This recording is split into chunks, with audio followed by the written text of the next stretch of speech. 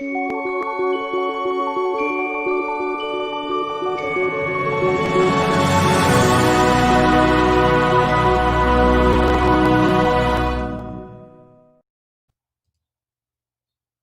am absolutely sitting here offended and angry as hell.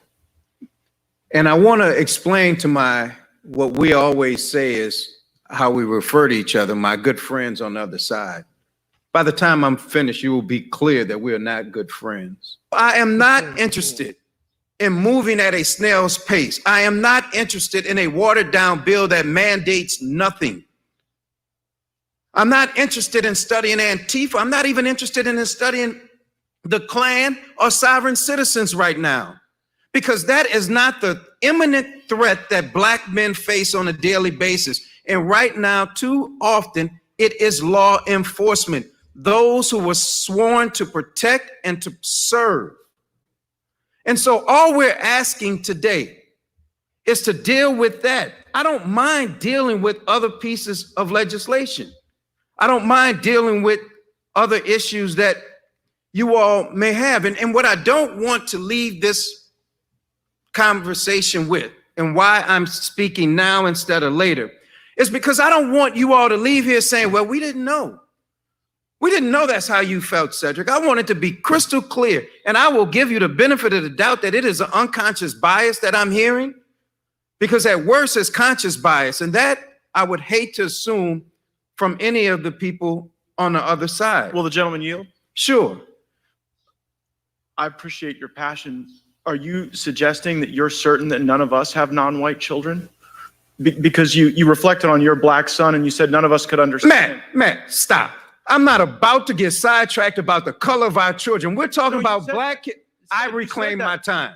You said that. I reclaimed my time. I know. You want the discussion? I know that gentleman reclaimed his time. I said I reclaimed my time. I already know that there are people on the other side that have black grandchildren. It is not about the color of your kids.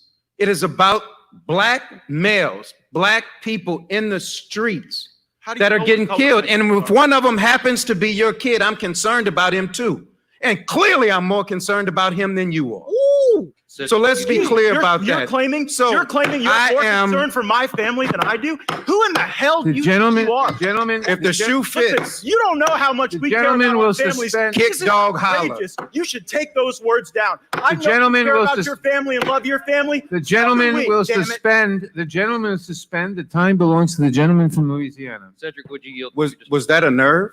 Yeah, you damn I yield right to the gentleman from Louisiana. Oh man, yo, what's going on, everybody?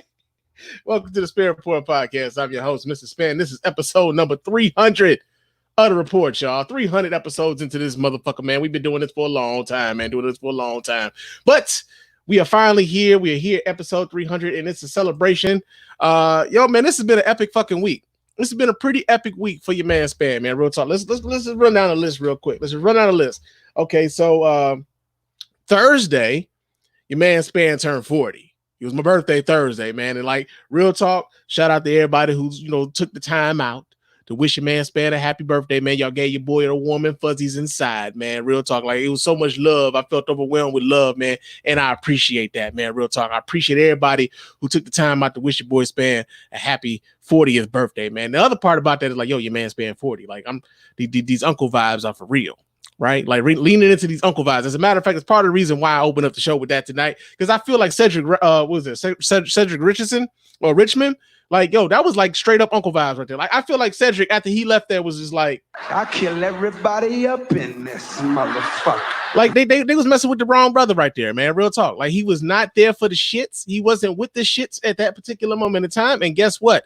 Cedric Richmond let Matt Gaetz have it. And it's like that was the other part about it that was interesting about that whole exchange, is that Matt Gaetz tried so hard to interject himself in a conversation about the police killing black people. And so this dude, suddenly he's got this Cuban son named Nestor that he's allegedly adopted, and no one knew about this son until just now. You know what I'm saying? He's got this teenage dude, 19-year-old dude that he's had in this house for about 6 years. No one's really talked about it. it's kind of crazy, man. It's kind of crazy, but I like the way that he handled that, because basically it's like, listen, man, I don't even have to be talking about you, but you sure as hell protesting a whole hell of a lot. You know what I'm saying? So yeah, man, real talk. That was cool. But like I said, leaning into those uncle vibes, that's why I felt like, yo, man, I want to lean into those uncle vibes like Cedric Richmond did in that particular exchange right there. Also, man, June motherfucking 10th, man. Juneteenth is a thing in America in a major way. Like, let's see, my job gave your man Spann the day off. Now, originally I was like, you know what? Fuck it. I'm gonna take the day off. I'm gonna have my birthday and then Juneteenth off, and then just ride that shit into the weekend. Have a 4-day weekend, make a weekend of it. And I'd be goddamn if my company didn't hop on that bandwagon with Nike and the city and I think Microsoft was giving people the day off. Google was giving, like, all these companies started giving their employees a day off and shit. And I'm like, you know, I am all for it. I am all for it, man. Give us this holiday, man. So yeah, man, like, to see people embracing Juneteenth, to see people like just really embracing their blackness, man. I've seen so much proud blackness all over my timeline, man, all over the world, man. Just people just like leaning into their blackness in a meaningful way, man. This has been really beautiful to like kind of observe, man, real talk. And I've been really proud of my people over the course of the last few weeks, man, because it's a lot of shit happening right now. And it's because, I mean, you know, as much as we hate that it happened after the deaths of Breonna Taylor and Ahmaud Arbery and George Floyd, that it took some people tearing some shit the fuck up before, like, white people like, well, these niggas aren't playing. You know, these hey, you know, I gotta give it. We gotta give them something, man. That like they're going out of their way to like fuck shit up, man. We gotta do something. We gotta do something to get these people up off the streets, because they will not stop. They will not fucking stop. You know, they got time because we're on unemployment and we got the quarantine going on. No one's working. We gotta get these people off the fucking streets, and so we gotta give them some concessions, man. We gotta give them some goddamn concessions, and that's what I feel like is happening right now. Like, because all of these companies are like kneeling over backwards and shit, bending over backwards to give us some of the things that we want. Some of them I'm like truthfully kind of superficial, but no, man, real talk, man. Like the embracing of Juneteenth, man, has been awesome. So like I just kind of look at this like, man, like a triumphant, like a trilogy of holidays for your man Spann. You got my birthday on the 18th. You got Juneteenth on the 19th, and then this coming Sunday, Father's Day is rolling around, man. So shout out to all the fathers, you know, who are doing the damn thing, man. Happy Father's Day to y'all. I mean, you know, I know y'all gonna be bitching come Sunday, because, you know, there's gonna be some mothers that are like talking about them being fathers too. I know y'all gonna be mad about that. Don't pay attention to that, man. Don't get caught up in that madness. Go ahead and celebrate your day in the way in which you celebrate your day. As a matter of fact, the only opinion that should matter to you is that of your children. That's it. That's really the only opinion that should matter to you when it comes to your Father's Day celebration, man. Real talk. So, yeah, man. Epic week, man. And like I said, then on top of that, this is episode 300. Just a proud achievement, man. Real talk. A lot of podcasts don't make it to 300 episodes. And so to continue to still be doing this on a consistent basis, to still have people that are willing to listen to your man Spann rant and rave on the mic every week, it's a blessing, man. It's a blessing, because I do this in my spare time. I do this in a spare bedroom in my house, and it's just amazing that people like fuck with your man Spann in the way in which they do. So real talk, I'm grateful. I am humbled, and I'm ready to do this. I'm ready to get to the next 300 shows, right? So before we do anything, before we get into all of everything that's going on with the show, let me remind you guys how to get in touch with us over here at the Spann Report Podcast and let your voice be heard. You can go ahead and hit up the hotline at area code 313-288-0485. That's area code 313-288-0485. Leave us those voicemail messages, and of course those messages will get read here live on the show and responded to in kind. And if you're watching us here live on YouTube and or Facebook, you can call into the show live and chop it up with your man Spann, man. Come in and talk some shit with me. And I'm gonna leave that phone line open for y'all, because like, yo, man, it's a weekend, man. It's a holiday weekend. It's your man Spann's birthday weekend, man. Talk some shit to your man Spann, man. Yeah, we're gonna do that. But area code 313-288-0485. You can also email us here at the show at feedback at thespannreport.com. That's feedback at thespannreport.com. Go ahead, leave us those emails, and of course those emails will get right here and reply to you guys. I will reply to those emails here live on the show as well. You can follow me on Twitter and Instagram. My name on both of those platforms is Mr._Spann. So you can go ahead, follow me there, chop it up with your man Spann throughout the week. You can hit up our website at www.thespannreport.com. You can go there and watch replays of the show. You can vote in the polls. We've got a poll up right now about Juneteenth, and I'm going to read the results of those polls here in a minute. But But you can go there, vote in the polls, watch replays of the show.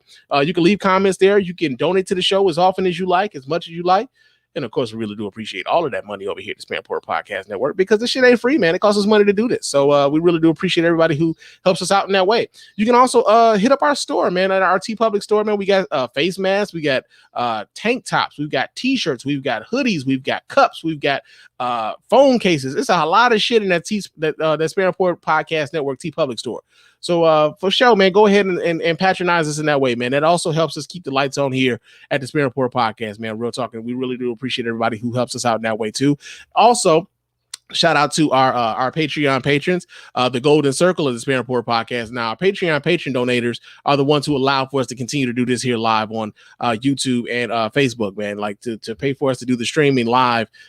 They are the ones who allow for us to continue to do this in this way. So shout out to them. They are the Golden Circle of the Spann Podcast Network, and we really couldn't do this without them, man. Real talk, and we appreciate their contributions.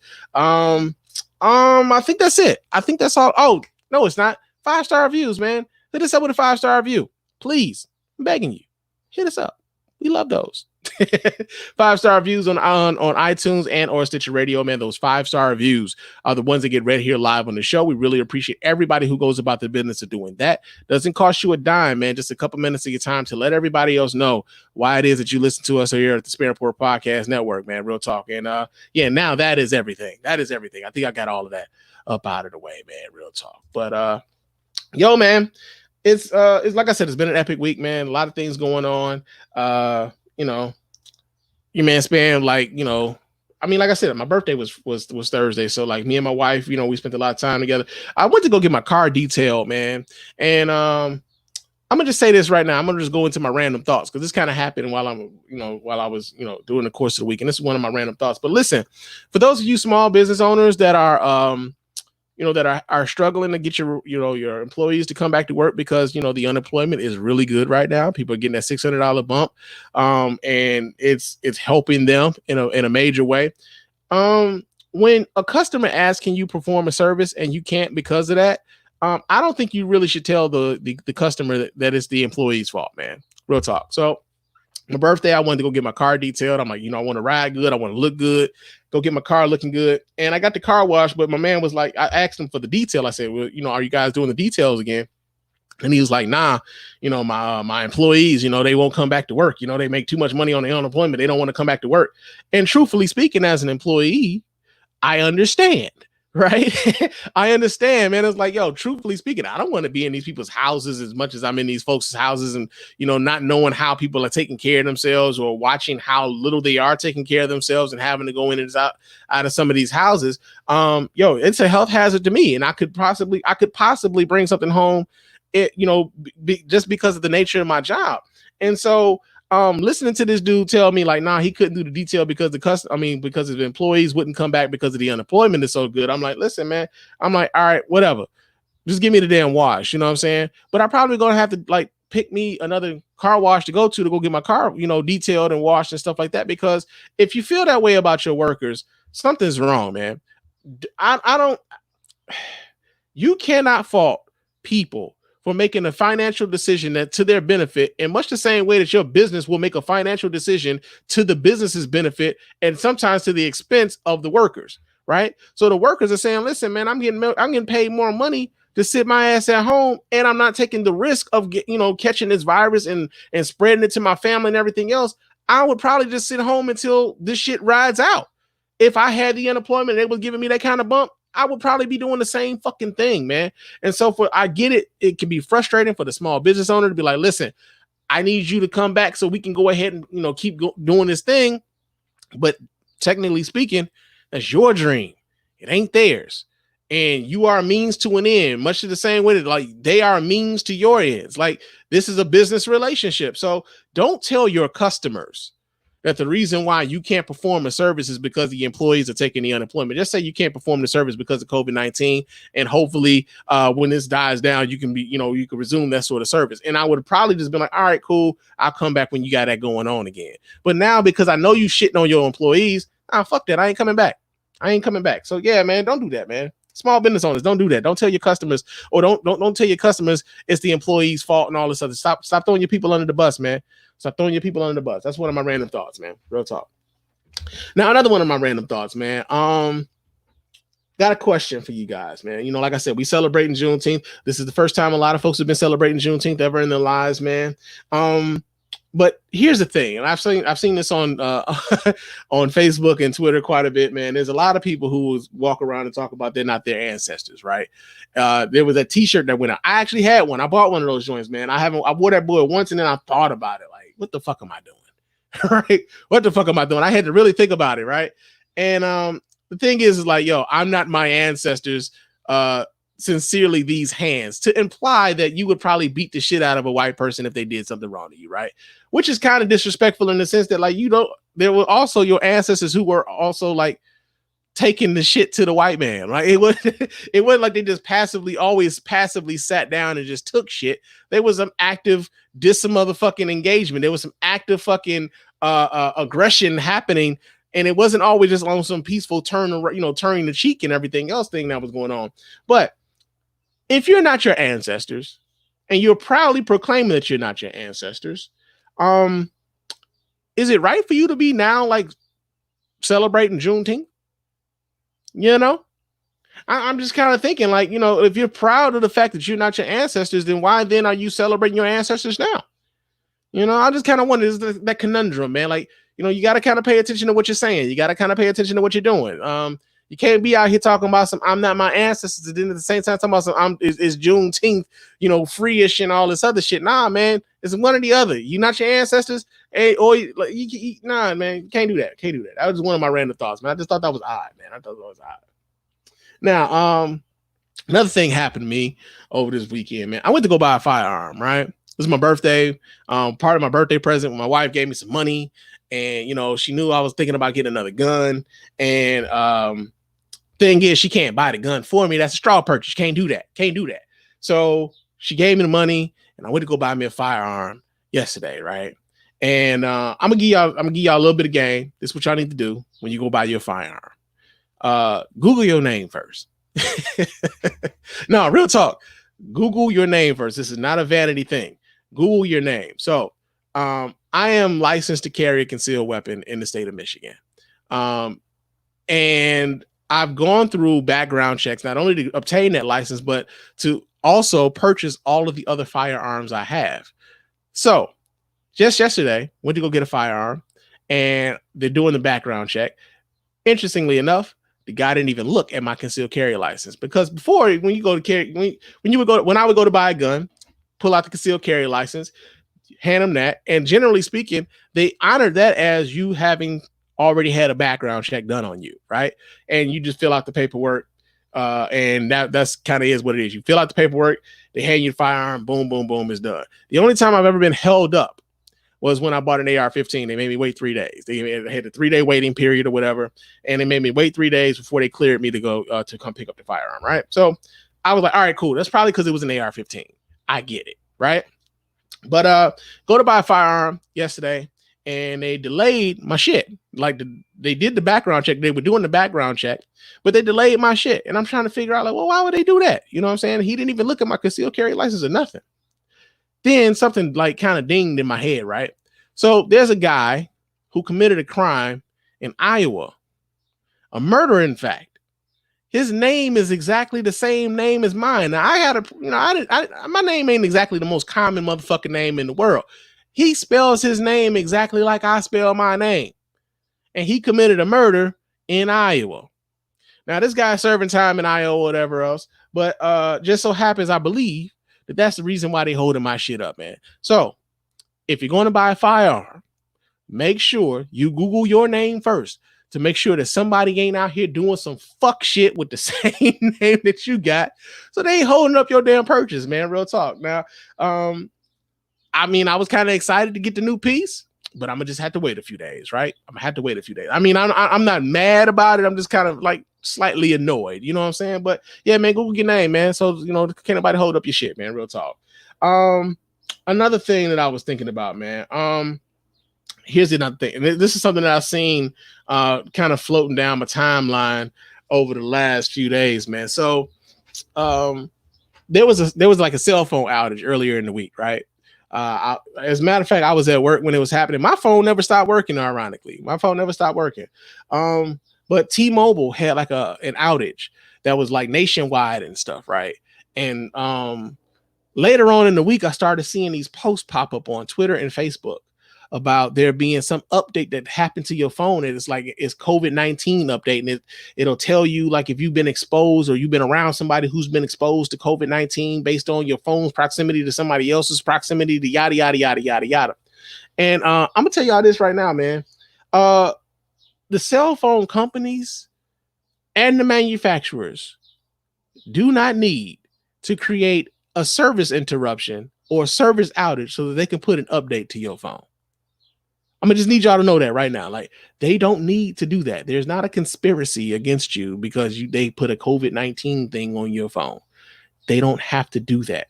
All they have to do is just send an update to your phone. And guess what happens? A lot of times, if you don't have your shit, like sometimes you might have it set to automatically update, right? And there's other times where you could postpone the update. You can keep postponing the update. But then other times, you know, like the update will, if you don't do the update, your phone has like some performance issues. You should probably do that goddamn update. But real talk, they don't have to have a whole massive outage so that they could put this thing on your phone. I saw that. I just need y'all to know that they don't need to create an outage for you to have an update on your phone. I'm trying to free your mind, but I can only show you the door. You're the one that has to walk through it. Yeah, man, that was my random thoughts. But let's get on into the news, y'all.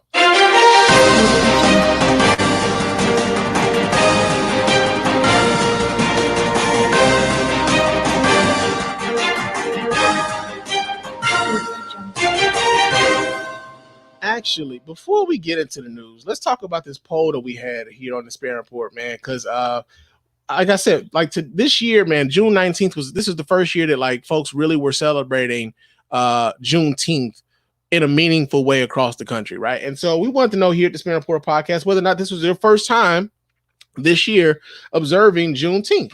And we got our poll results back here from Crowd Signal. Excuse me.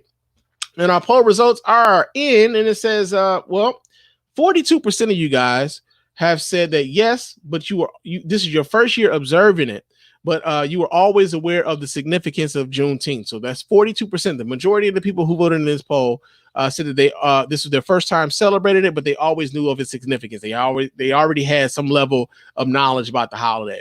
The second most results came in. It says, no, this wasn't my first time celebrating it, but it was the first time that my job gave me the day off for it. And I kind of fall into that camp. I've been very much aware of Juneteenth. It's right after my birthday. And if it's on the weekend, I'm pretty much celebrating it anyway. But this is the first time that my job gave me the day off to celebrate it. And here's the other thing, man. I kind of hope that they do this again next year because they gave us word like it's pretty much just what they're doing for right now. The block is hot. Okay. So a lot of these companies just don't want the smoke. And they're like, all right, man, let's give these niggas whatever the fuck they want. Block is hot. They gave it to us this year. Hopefully it'll become a federal holiday and we'll have this time off every year. It says, now the third result was yes. But I had never heard of it until recently. So a lot of people are just coming into the knowledge of what Juneteenth is until just this month, especially with the protests that are going on, especially with the heightened awareness of Black history and Black culture. A lot of people are just now finding out about this, and they're saying, yeah, this is the first time they're celebrating it, and they just found out about it recently. So 15% of the people who voted in this poll said they just found out about it recently, and they were celebrating it, right? And then lastly, the other 15% said no, this wasn't their first time celebrating it, and they from Texas, right? Because this holiday kind of originated in Texas. It commemorates the last slaves who found out that they were set free after the Emancipation Proclamation and the ending of the Civil War. And this was the day in which they found out that they were no longer slaves. And this is why we celebrate Juneteenth going forward. So, yeah, man, those are the poll results. We got a couple comments here. And Panichi writes in, she says, this was the first time I've ever heard of it. Well, she said, the first time I ever heard of it was last year. I was perplexed as to why no one was celebrating the day. This year, I was determined to celebrate it. And I had a great time, fireworks and all. So that's what's up, man. People's out here lighting fireworks and shit like they own 4th of July. That's the other part about it. Like, it's like the Black 4th of July. because this is truly our Independence Day. Like, as much as people talk about the 4th of July and its independence from, you know, the United States, from Great Britain's rule and everything else, Black people have had a conflicted relationship with that, because even when y'all were celebrating y'all independence, we weren't free. So yeah, man, I can definitely identify with that, Panichi. And then Spence writes in, he says, actually, my wife is from Fort Worth, Texas, hometown of Miss Opa Lee, founder of the celebration. So yeah, man, that's dope. That's dope. And again, man, like, our celebration, our leaning into our Blackness, our celebration of Black history and Black culture, man, it's been amazing to watch people embrace this in such a way. And yeah, man, those have been our poll results for whether or not this Juneteenth was your first time ever celebrating or observing the Juneteenth holiday, man. But now let's get into our news. And our first story here in the news, let's see. Well, somewhat good news. So let me read this story here. This comes out of clickondetroit.com. It says that the Atlanta officer who fatally shot Rayshard Brooks in the back after the fleeing man pointed a stun gun in his direction will be charged, the prosecutor said Wednesday. Fulton County District Attorney Paul Howard made the announcement after about Officer Garrett Rolfe during a news conference. Rolfe had already been fired after he fatally shot Brooks, 27, on Friday night. Brooks's widow, Tamika Miller, attended the news conference along with her lawyers, Justin Miller and L. Chris Stewart. The news came as Republicans on Capitol Hill unveiled a package of police reform measures, and a movement to get rid of Confederate monuments and other racially offensive symbols reached America's breakfast table, with the maker of Aunt Jemima syrup and pancake mix dropping the 31. Wait, they mixed all of that in together? Okay. It says the shooting sparked new demonstrations in Georgia's capital against police brutality after occasionally turbulent protests in response to the George Floyd's death in Minneapolis had largely simmered down. Atlanta Police Chief Erica Shields resigned less than 24 hours after Brooks died. Police were called to a Wendy's fast food restaurant after complaints of a car blocking the drive-through lane. An officer found Brooks asleep behind the wheel of the car and called for another officer to do field sobriety testing.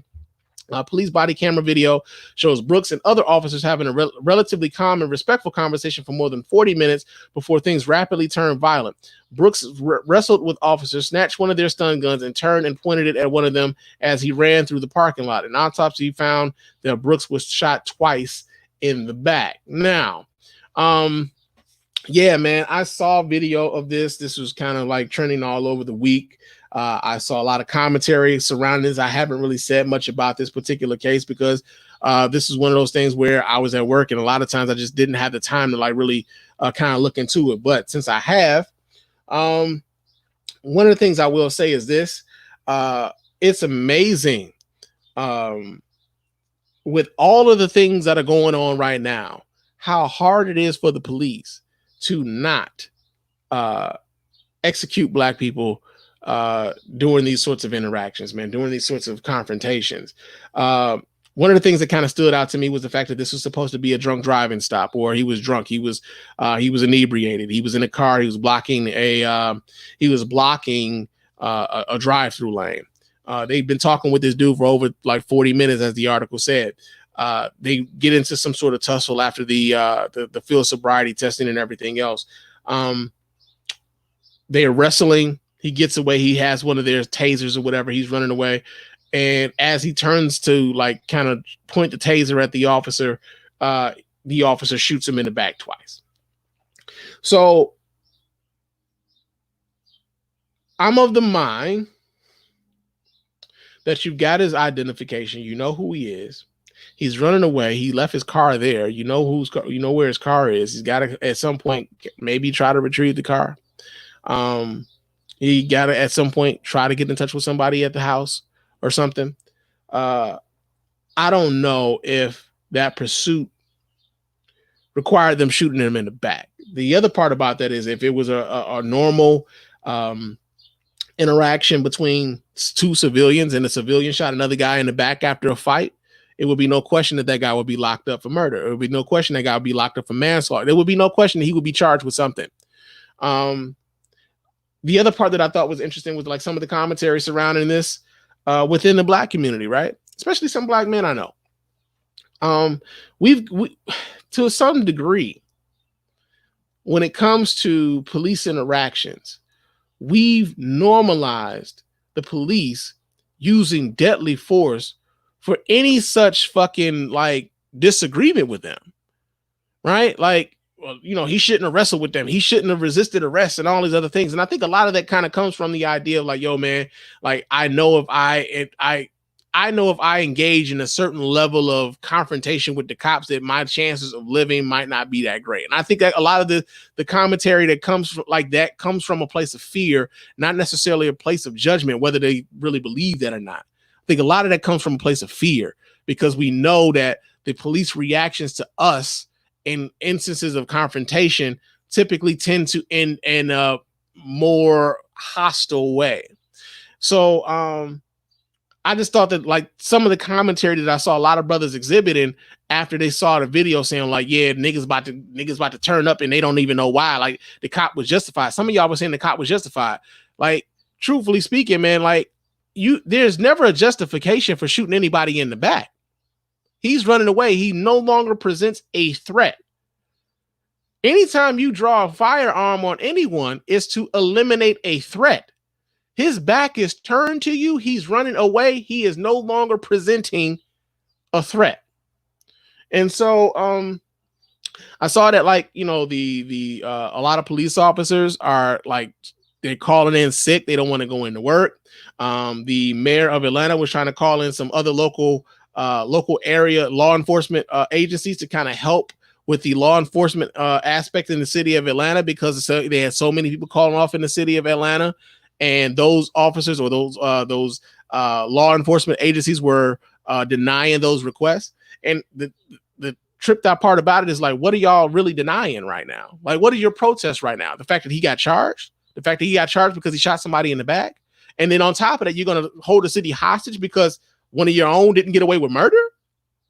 Like, what are we really fighting? What are you guys really fighting for right now? Right? You know, like cops are talking about like, well, this is all political. The only reason he was charged is because this is all political. And I, like, truthfully speaking, man, as much as people want to get away from it, everything is fucking political. This is why it kind of pays to pay attention to all of the political happenings that are happening across the country, because like everything is tied to something politically, whether you want to believe that or not. Your sports, people will always talk about the whether a basketball player or a football player should speak on anything political and everything else. Like, your sports are also inherently political. Like, those players, once they get on that field, don't mean that they don't, like, they've given up their humanity, that they've given up their personhood, that they've given up their citizenship. And truthfully speaking, some of them are paying a lot more in taxes than you are. They got the right to speak on this government as much as you do. Right? But the idea that police can somehow hold a city hostage because, like, okay, we're not going to do our jobs anymore because y'all want to hold us accountable. And who the fuck wants to be held accountable? You know, that same accountability that y'all tell black people to have themselves, you know, hold themselves to when some shit's fucked up in our neighborhoods.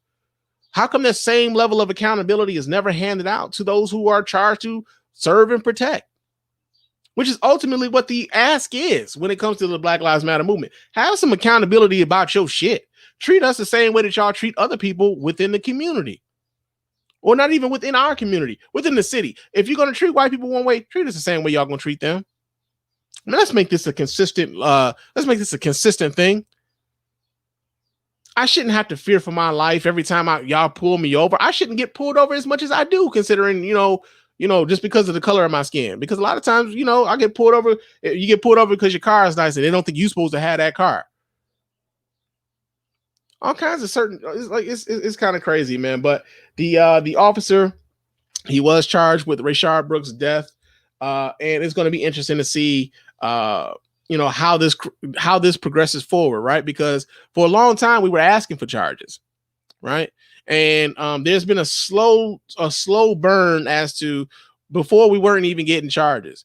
Lately, we've been seeing a lot of police officers catching charges after killing unarmed black people. We're starting to see a slow roll as to some of these guys are starting to get charged, and it kind of speaks to like the change in the mood right now in the country, where a lot of this shit just simply isn't being tolerated. It's not being tolerated anymore. And so, yeah, man, The killer, Rayshard Brooks, got charged for his killing, and the police down in Atlanta right now are acting a goddamn fool by not doing any goddamn jobs because they can't get away with murder, man. So that's in the news. Now, another story that's in the news is actually pretty good news here. Michigan is one of 3 states that are actually on track to contain COVID-19. We get the story here. This also comes out of clickondetroit.com. It says the hard work of Michigan officials and residents have done to prevent the spread of coronavirus has been paying off, especially according to data from COVID Act Now. The group of technologists, epidemiologists, health experts, and public policy leaders are identifying each state's risk level for the spread of COVID-19. According to their model, Michigan is now on track to contain COVID and has a low COVID risk level, according to a tweet shared Tuesday. Michigan has moved to green on our COVID warning dashboard, indicating they are on track to contain COVID. Cases are steadily decreasing, and Michigan's COVID preparedness meets or exceeds international standards across our key metrics. Michigan and New York are the only states on track to contain COVID, the lowest of the 4 categories of risk, while most of the country is experiencing controlled disease growth, and some are at risk or face an immediate threat of the virus. The state of Michigan was initially the 3rd most affected state by the pandemic, but has since moved lower in the ranks after enacting some of the most conservative restrictions in the country to prevent the spread of COVID-19. That's wild, right? Like, that's wild, because conservatives hated this shit. Conservatives hated the moves that were being made by Governor Gretchen Whitmer to contain COVID-19 here in the state, so much so that they tried to challenge her ability to execute executive orders, to institute emergency, the state of emergency, to execute a state of emergency in the state, arguing with her over which companies should be able to open up and which ones shouldn't, like all sorts of shit, man. And truthfully speaking, she's been following the data. She's been following the advice of the doctors, which we all should. Following the advice of the data and the doctors. And this is how Michigan has gone from being one of the most infected states to one of the states that are on track to keeping the COVID-19 virus in check somewhat, right? And like you saw earlier in the year, man, like we had people like just going up to the state capitol, firearms in tow, yelling in the face of police officers, getting to the state capitol on the legislative floor with arms all armed to the teeth, man. And for what? What are we gonna shoot, really? The virus? Because it's the virus that's killing you, not the legislators, man.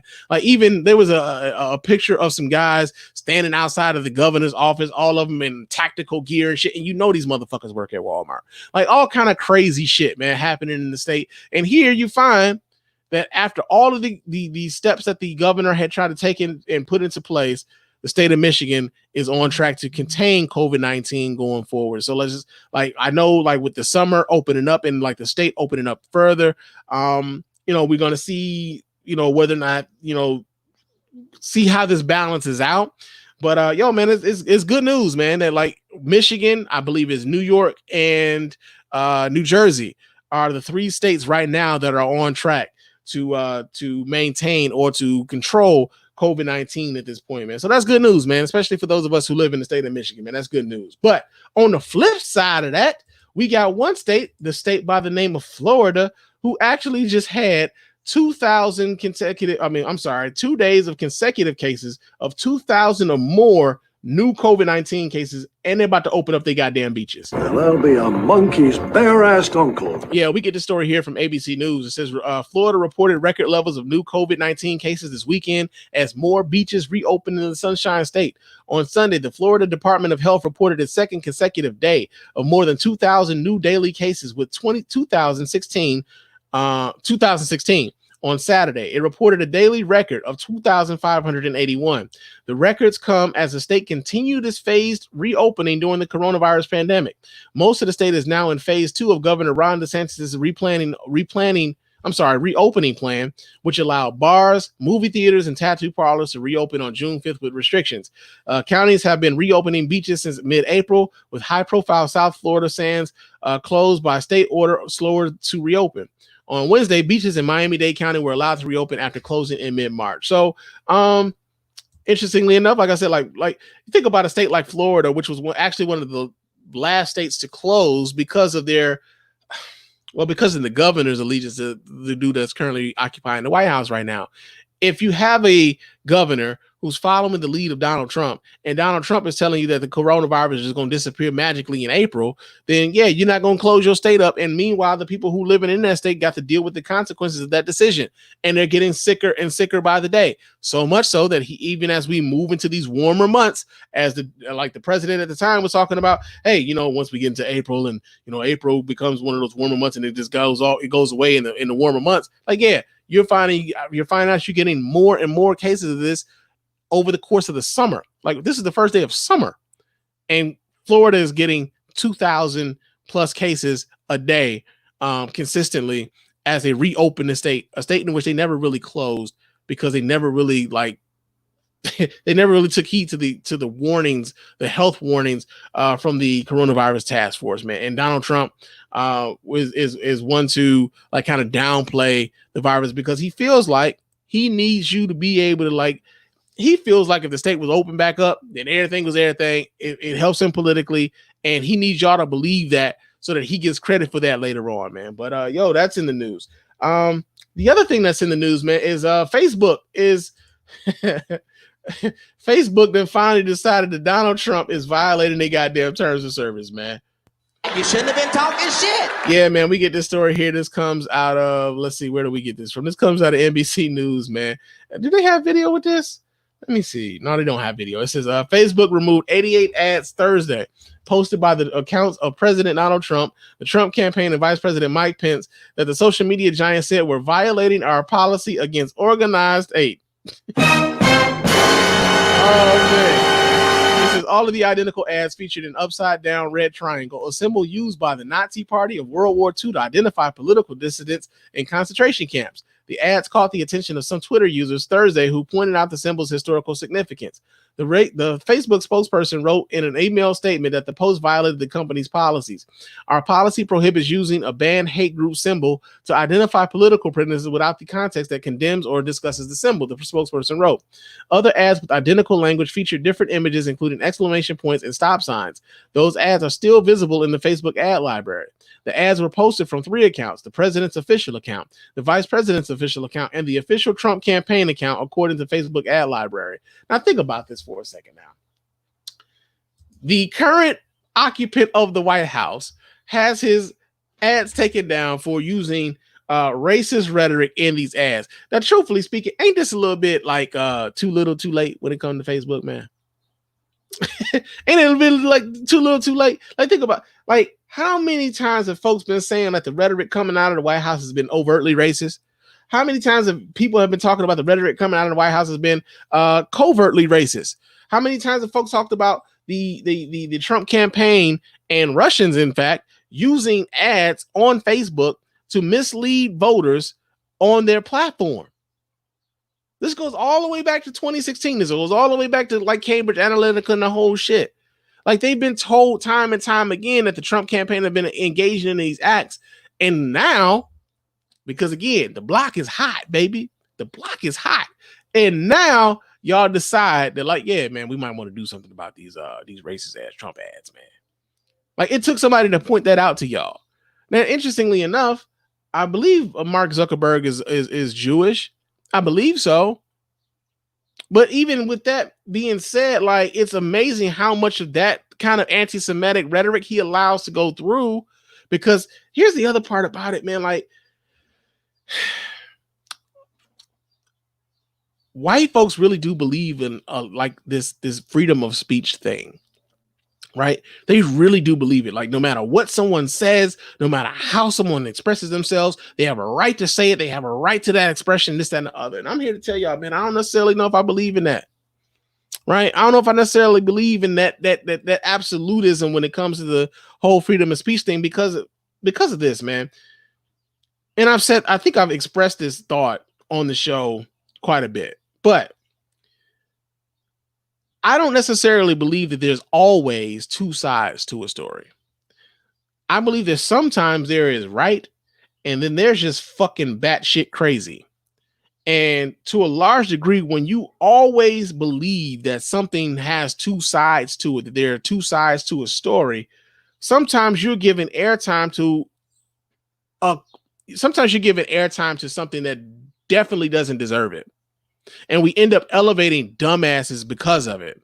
Because you put a dumbass next to someone who's learning on the topic, and you believe that because the dumbass has an opinion, whether he's educated on the issue or not, he's entitled to the opinion, and therefore his opinion is just as valid as someone who's actually learned in this subject. And I don't believe that to be the case. But largely, we've been operating with this idea that all opinions are valid. And I don't believe they're not. I just don't, depending on what the subject matter is. And so what happens is, because we, especially with social media, especially with some of these social media platforms like Facebook and Twitter, YouTube and everything else, what happens is, because we've allowed for dumbasses to be elevated to the same level of learned people, then we kind of sully the discourse. We bring the discourse down some to where now you're looking at everything as though it's valid, and like it really isn't. And we have no one but ourselves to blame for allowing that sort of thing to happen. You know, so Facebook just now doing this, yeah, you're like, yeah, okay, great, you're here now. But for years, they've allowed this sort of shit to go on to a point now, like where someone says some crazy shit on Facebook and it gets spread around, and it's until someone of, here's the other part. Here's the strange part. The learned person will tell you how wrong that is, right? They can explain to you to the T, this is fucked up, this is wrong. But because someone has an inkling, like, well, you know, it feels right to me. And they like, it's like that validation that they somehow, like, they get a sense of validation from even the dumb shit.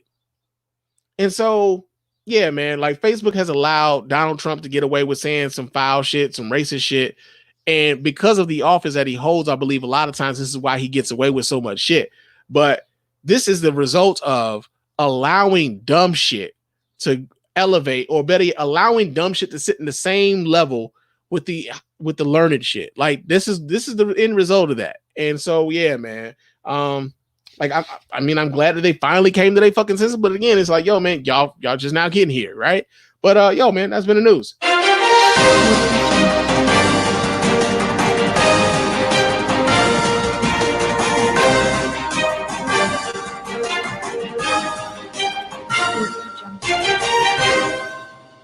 But y'all know what time it is. What in blue blazes is going on out here?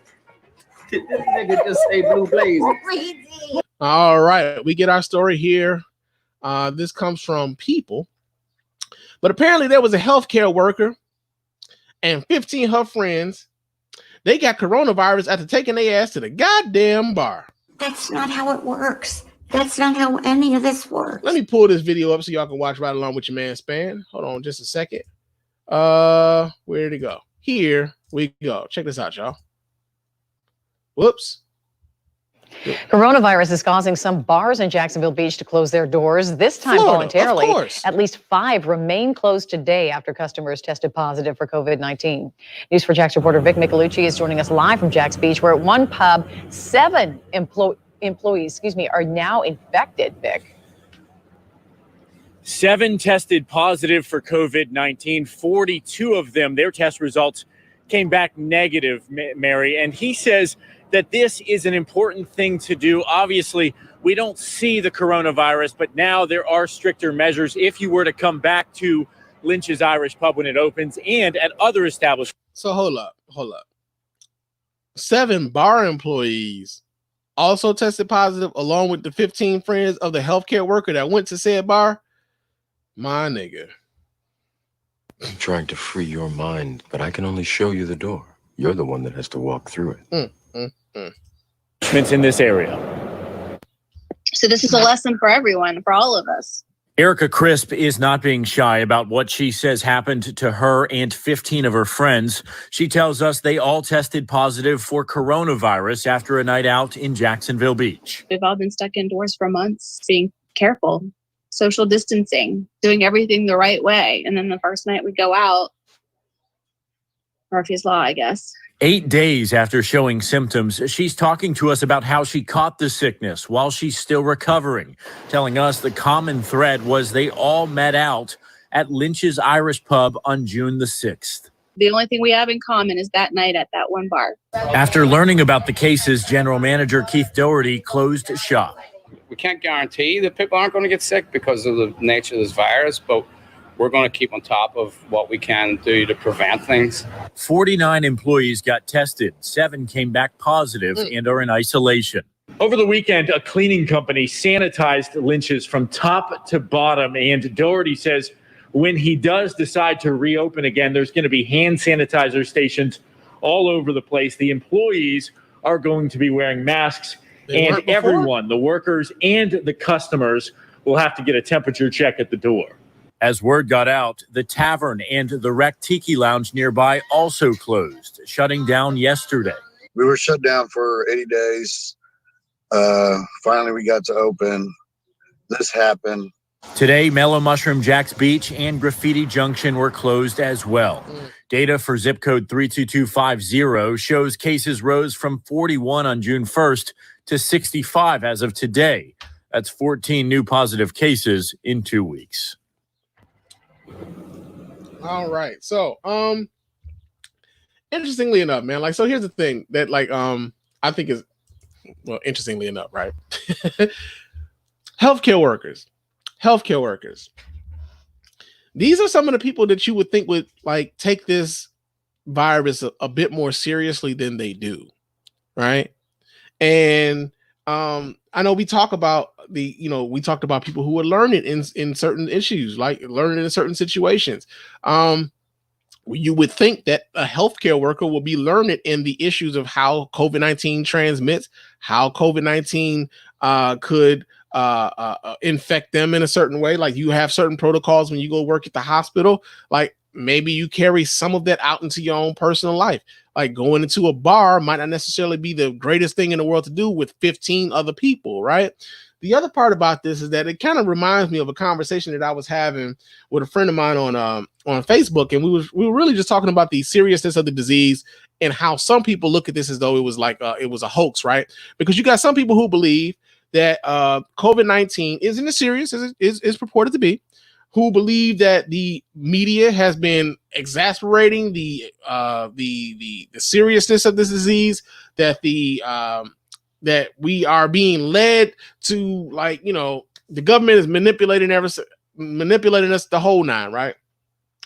And there was this one gentleman who came into the conversation. He talked about this being somewhat of a hoax, but he was talking about, like, the hospitals are inflating the numbers of the people who are infected with COVID-19 because they get paid more money if they got COVID patients, this, that, and the other. And I know this because I'm a healthcare worker.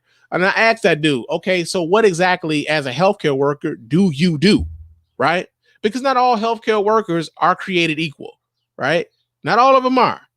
It's not to say that all of them are heroes, but all of them ain't created equal. Like, are you a doctor? Are you a nursing assistant? Are you a clerk? Do you just work at the hospital? Right? Do you just work at the hospital, dude? And he refused to answer that question. Like, well, you ain't got to know all that. Like, well, damn, you're presenting yourself as a healthcare worker as if you're being a healthcare worker gives you more knowledge on this. Help me understand why you feel like this is a hoax. And so to see a healthcare worker go into a bar with 15 other people and all of them contract coronavirus, 7 other people that work for the bar contract coronavirus. It's just one of those things, man, like, yo, man, people, listen, we're not taking this seriously enough. Just not taking it seriously enough. And so, yeah, man, I just thought it was crazy that a healthcare worker of all people would be of those 15, man, real talk. But that's in Blue Blazes. Now, another story that's here in Blue Blazes is white nationalist, man, Richard Spencer.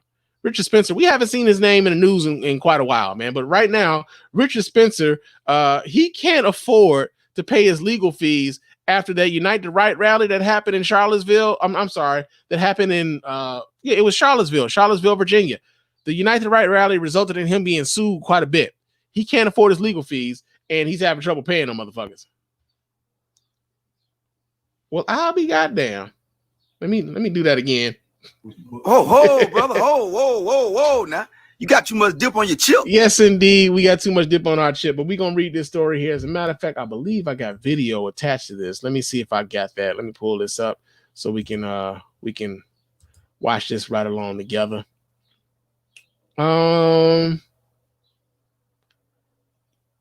Oh no, this is Young Turks video. I will not be doing that. We will not be reading nothing from the Young Turks, or we won't be listening to anything from the Young Turks, but we will be reading this article from the Huffington Post.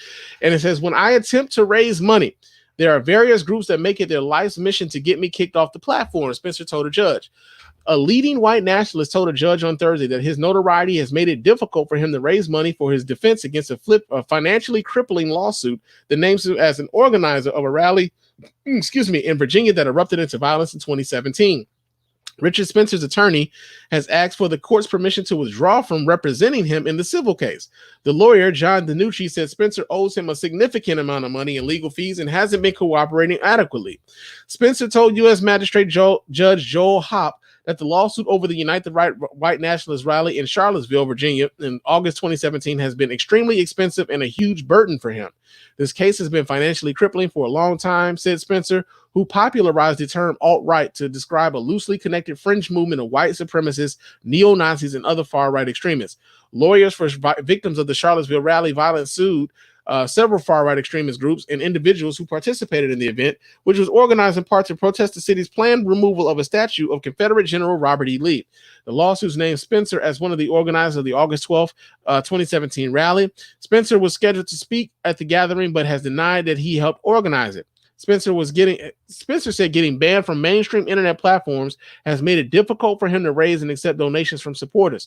That's something that I have been proven to be able to do in the past fairly easily, to be honest, but it's something that I cannot do now, he said. When I attempt to raise money, there are various groups that make it their life's mission to get me kicked off the platform. Violent street clashes broke out in Charlottesville on August 12, 2017, before a man fascinated with Adolf Hitler plowed his car into a crowd of counter-protesters, killing a woman. On the eve of the rally, Spencer and others marched to the University of Virginia's campus shouting racist and anti-Semitic slogans. So I'm gonna tell y'all right now, man. I ain't really mad at it. I'm just can't really be sorry. Feel sorry for white supremacists not being able to get this money, man. That whole master race thing ain't really falling through for your boy. You know what I'm saying?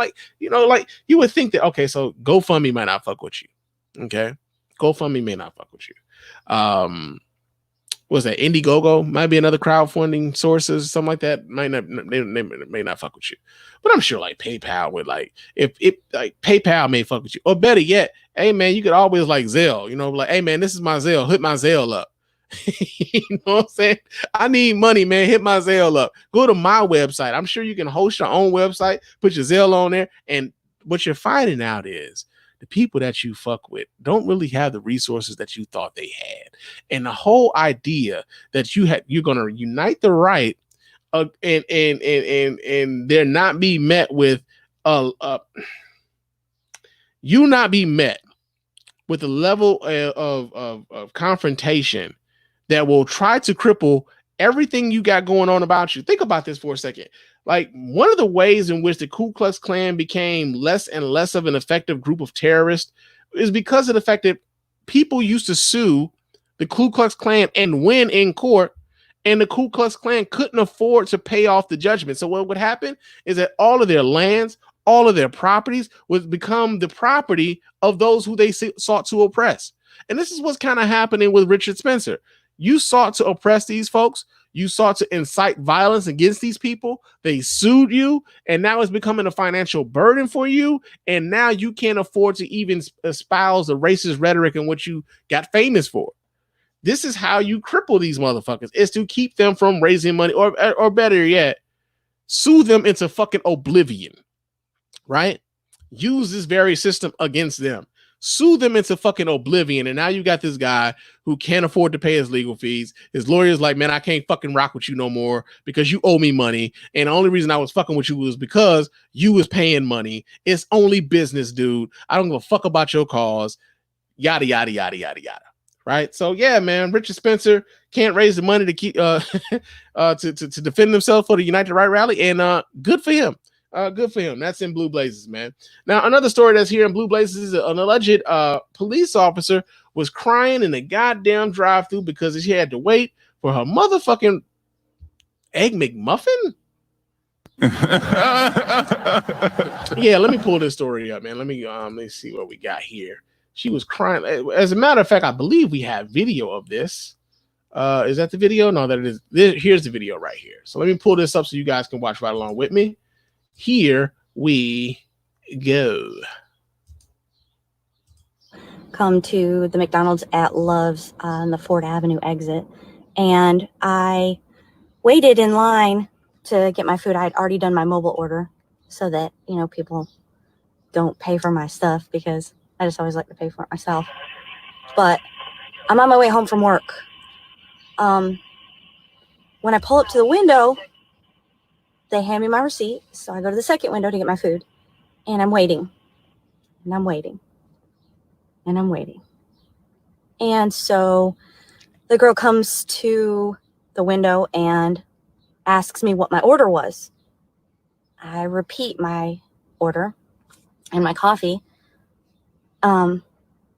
order, and they asked me to pull up because my food's not ready. It's an English muffin meal with a hash brown and coffee.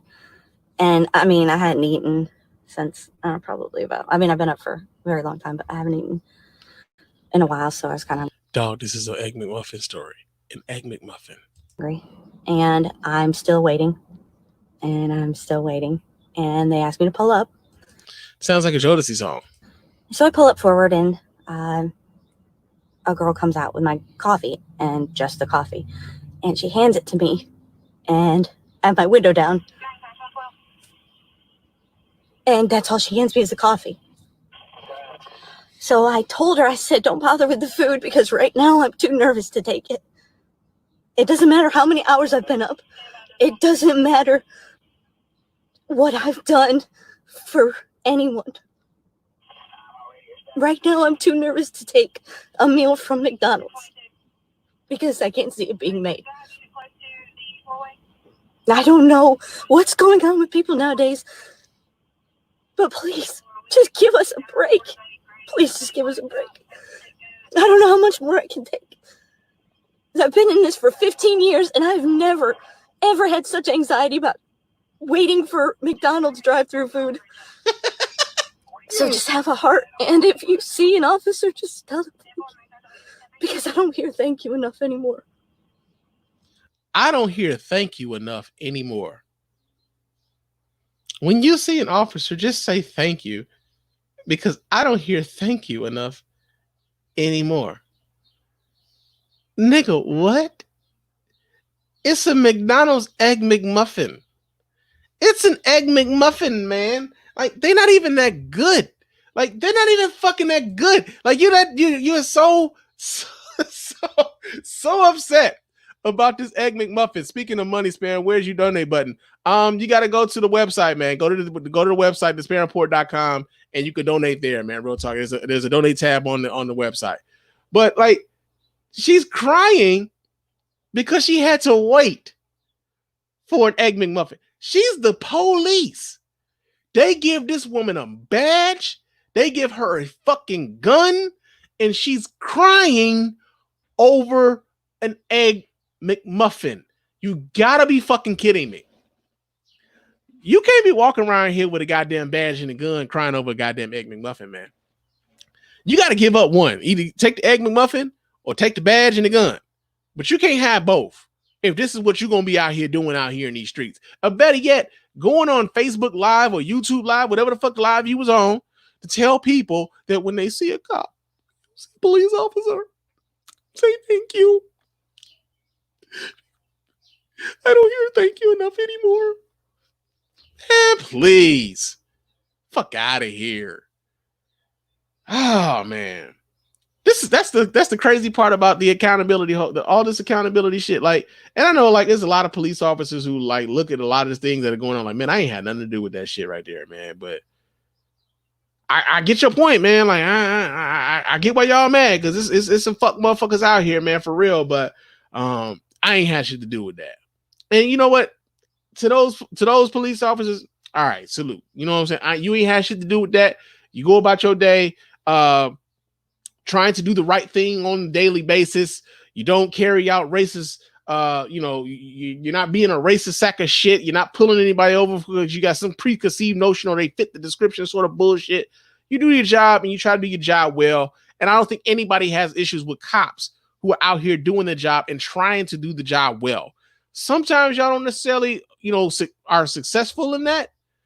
And, when you're not successful, people gonna call you out on it because we expect more from y'all because of the amount of responsibility that comes with the badge and the job. We expect more from y'all. We don't think that everybody should be able to be given a badge and a gun because of everything that kind of comes along with that. But for those of you who are police officers and you are on the receiving end of a lot of this criticism, some of y'all just gonna have to eat that in much the same way that y'all tell us to pick ourselves up by our bootstraps. Some of y'all just gonna have to eat it. So this Officer Karen, Officer Karen McMuffin, Officer Karen McMuffin crying in the drive-thru because how many of us have ever had to go to McDonald's, go through the drive-thru, our order isn't exactly ready when we pull up to the second window and they like, hey, could you pull up a little bit so we can take care of these people behind you, but we got your food coming out? Raise your hand if that's ever happened to you, right? Because it damn sure didn't happen to me a few times. I mean, I don't go to McDonald's a lot, but even when I do, Wendy's, fucking White Castles, it's happened quite a bit. Popeyes, especially, as much as I fuck with Popeyes. Popeyes is notorious for the line being long and service being somewhat shit, but the chicken kind of make up for it, But yo, man, Officer Karen McMuffin, she's in Blue Blazers this week here at the Spann Report podcast, man. Real talk. I can't believe she was fucking crying over that goddamn McMuffin. Oh my god. Another story here in Proud to Be an American. We got Aunt Jemima is about to change her name. And the company that owns that brand is about to change the imaging on their packaging. And you know what else? They about to get rid of Uncle Ben too. Oh man. So when I tell you it took niggas tearing some shit the fuck up before they decided they was gonna do some shit, it took niggas tearing shit the fuck up before they decided they was gonna do some shit. So we're gonna read this story here. This comes out of, where did I get this shit from, man? Where did I get it from? Aunt Jemima, we get this out of NBC News. Is there a video attached to this shit? No. There is video. Let me go ahead and pull this video up. Let's see what we got going on here with the Aunt Jemima. Let me pull this up so y'all can watch right along with your man Spann. Here we go. As soon as this shit loads, there we go. Come on. Just don't play a commercial. Please don't play a commercial. Please don't play a commercial. Please don't play a commercial. All right, come on. Let's act like we're trying to do some shit today, baby. Ah, shit, we got a commercial anyway. When you're 50 plus, the important part isn't the number, it's the plus. Switch your wireless service to consumer set. Hey, man, I don't appreciate y'all not giving me the option to mute the commercial though. That's some bullshit, bruh. Give me the option. I don't want to hear this shit. I don't want to hear this. Come on, man. Let's get cellular, and these are just some of the pluses you can expect. Excellent reliability. We use the nation's largest premium networks. Man. I don't appreciate maximum value. You can get talk, text, and data for just $20 a month. Plus, superior customer support. We've been ranked #1 by JD y'all Power have 8 it, man. times This in a is row. bullshit. Plus total Stop flexibility. You can change your plan anytime. It all adds up to amazing value. See how much you can save at consumercellular.com. I will not do this from NBC. A familiar face at breakfast for more than a century will soon be a thing of the past. Quaker Oats, which is owned by Pepsi, announcing that they're getting rid of the 130-year-old Aunt Jemima brand, famous for pancake mixes, maple syrup, and other breakfast foods. Aunt Jemima buckwheat pancakes. They're good. The company says by the end of this year, its packaging will no longer feature the controversial Aunt Jemima image, and soon they will completely change the brand's name altogether. It's time to let go of symbols like this because of how weighted they are and what they represent. Cornell University's Dr. Rashay Richardson recently wrote a New York Times article, "Can we please finally get rid of Aunt Jemima?" Children, going with their parents to the grocery store can still see images, this retrograde image of Black womanhood on store shelves. And it was, it's an image that harkens back to the antebellum plantation. It's rooted in plantation. Aunt Jemima is that kind of stereotype that is premised on this idea of Black inferiority and otherness. Posts blasting the image's negative stereotypes flooding social media. Let me fix you some breakfast. Aunt Jemima. This video posted Monday receiving more than 1 million views. Did you know the founder, Chris Rutt, a white man, got the name after attending a minstrel show? Think blackface. Not today. Black Lives Matter, people. Even over breakfast. In a statement to NBC News, Quaker Oats writing in part, "We recognize Aunt Jemima's origins are based on a racial stereotype. While work has been done over the years to update the brand in a manner intended to be appropriate and respectful, we realize those changes are not enough." In the wake of nationwide protests and growing calls for equality, many companies are facing increased scrutiny about similar logos that some find racist and offensive. Professor Richardson says big brands like NASCAR banning the Confederate flag is a good start, but that there is still plenty of work to do. It is urgent to expunge our public spaces of a lot of these symbols that, you know, for some people are triggering and represent terror and abuse. All right. So, listen, man. You're kind of happy they're here, but at the same time, like, nigga, it took y'all long enough. It took y'all long enough. Remember when, like, Aunt Jemima, like, they started trying to do, like, updates to these minstrel images and shit, like Aunt Jemima, Uncle Ben, the dude on the cream of wheat box.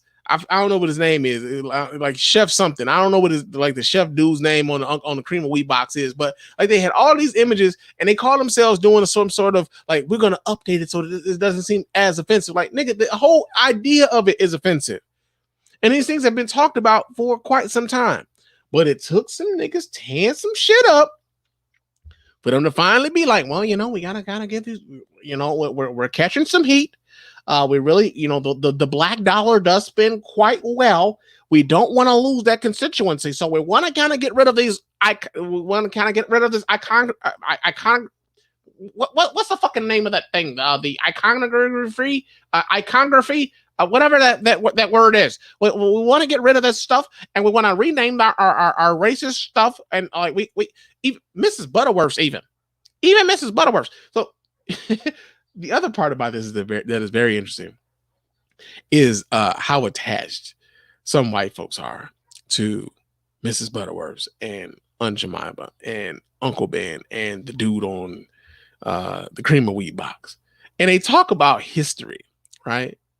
They always want to talk about the history of this. Like, you know, this is historical. You know, this is our history. You just can't just get rid of stuff because you don't like it. It's part of our history. You know, we grew up with these things. You just can't do away with it.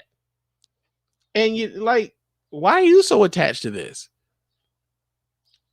You know, like, why are you so attached? Like, are you really so, like, were you really thinking about how historically attached you were to this based on the fact that you were eating breakfast?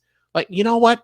When I make that Aunt Jemima pancake, boy, it brings me back to my childhood. Like, if the pancake mix recipe is the same as the pancake mix recipe back in the day when it was still called Aunt Jemima, aren't you hearkening back to those same childhood memories? Did you really give a damn what character they had on the box? I mean, shit, I'm old enough to remember when Cinnamon Toast Crunch had 3 chefs on the box. Man, they only got 1 now. I don't know what the fuck happened to them other 2 chefs. You think I stopped eating Cinnamon Toast Crunch though? That shit still goes hard, son. I ain't gave up the Cinnamon Toast Crunch because they got 1 chef on the box. You will do okay without there being Aunt Jemima, or without there being Uncle Ben, or without there being the dude on the cream of wheat box. You will be straight up all right. Even the Land O'Lakes thing could be seen as racist. Well, you ain't seen them talk about getting rid of the Land O'Lakes lady, but that might be a thing too that y'all might want to talk about. You know, like this idea, man, and like it took all of this shit. And I think, like, to a large degree, like, as much as I'm happy that some of these changes are happening. Like, also upset that it took niggas tearing some shit the fuck up for suddenly these to get this ball rolling. And I don't know if it's like just a moment. Like, are we just in the midst of a moment right now where, like, suddenly, okay, well, so we got these white folks listening. Let's just throw everything at the fucking wall. Let's just throw everything. Like, yo, Aunt Jemima, that gotta go. Reparations, we gotta have that. Juneteenth, we gotta have that. Like all of these things, and we're getting a lot of the things that we're demanding right now. White folks are feeling guilty than the motherfucker right now. And I ain't mad at that fact that they feeling guilty than the motherfucker right now, but at the same time, upset than the motherfucker. That it took for us to tear some shit down. Like, it took some of us to tear some shit down before so many of these things decided to, like, kind of start rolling this way, man. Real talk. That's kind of crazy. But yo, man, that's been Blue Blazers, yo. What in blue blazes is going on out here? Did this nigga just say blue blazes? But y'all know what time it is. That I'm proud to be an American, where at least I know I'm free. That's enough of that shit. It's proud to be an American time here at the Spann Report Podcast. And our first story here in Proud to be an American is the fact that the Senate Democrats Senate Democrats have decided that they're going to present legislation to make Juneteenth a federal holiday across the goddamn country. All right, we get this story here. This comes out of NBCnews.com. It says the Senate Democrats on Friday introduced legislation to make Juneteenth a widely observed holiday. You know what? There's video to this. I know NBC is notorious with these goddamn ads, man. Let's see what happens, right? Let's see what happens, because I know Kamala Harris is actually the senator who introduced this legislation. So let me pull this up so y'all can watch along with your man Spann. But let's see what happens with this video. Let's see what Kamala Harris is talking about. All right. Come on. We're here on the eve of Juneteenth, where Donald Trump darn near had a rally on this date, but they chickened out and they are doing it tomorrow. But, you know, they're doing it on Saturday. But we are looking at a situation where there have been multiple people hanged, ruled suicides around the country. And I can't let you go without asking you, you know, do you trust that we have a Justice Department that will take seriously the concerns that African Americans have when you're seeing multiple young people hanged in various states? I believe one or two of them were in California. And it is frightening to think we have to talk about lynching again. I know that you are a big part of a bill to try to create a federal lynching law. Yeah. Well, you know, again, to your point about the Justice Department, one of the things in the Justice for policing is our bill is that where we have seen with Donald Trump and Bill Barr a failure of leadership out of the United States Department of Justice, we are also investing responsibilities and power in state attorneys general to take up the slack. So in California, for example, the state attorney general is overseeing the investigation of those hangings that have taken place in California. So where there is a failure of leadership at the federal level, we also should invest folks at the state level to do it. And Joy, you should also know I'm together with my colleagues Cory Booker and Tina Smith and Ed Markey. We are proposing that Juneteenth be a national holiday, and we are dropping that bill to say that Juneteenth should actually be a national holiday. Okay, well, making some news tonight on Senator Kamala Harris. For the first time, yes. And announcing it, making some news, a federal holiday. That sounds like a capital idea. Thank you. Yes. We always love it when you break news, Senator. Thank you so much, Senator Kamala Harris. Happy Juneteenth. All right. So, interestingly enough, my wife and I, we were watching television. We were watching the news in the bed one night. And we were watching Channel Fox 2 here in Detroit. And, you know, sometimes as much as here's the interesting thing about some of these news outlets, right? So as much as I don't really fuck with Fox News, like the cable network Fox News, I don't really fuck with them like that. The local Fox affiliate, I kind of like, right? Like there are reporters there that I respect. some of them I kind of admire, like Huel Perkins over at Fox 2, man, is like a hero of mine. Like I kind of grew up watching Fox 2 growing up before it was like Fox. Like it used to be like Fox 50, and then like they changed. Like Fox went from Channel 50 to Channel 2, and Channel 2 used to be CBS. Like I'm old, 40 years old and shit. But no, man, like Huel Perkins is like one of those older black reporters, anchor dudes that I really kind of like grown to love and respect, and how he handles his job. And I'm a really big fan of Huel Perkins.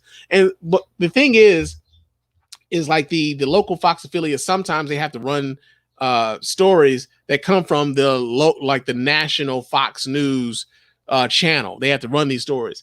And Kamala Harris just told you that as a senator, her and Cory Booker and a few other senators are introducing legislation to make Juneteenth a national holiday.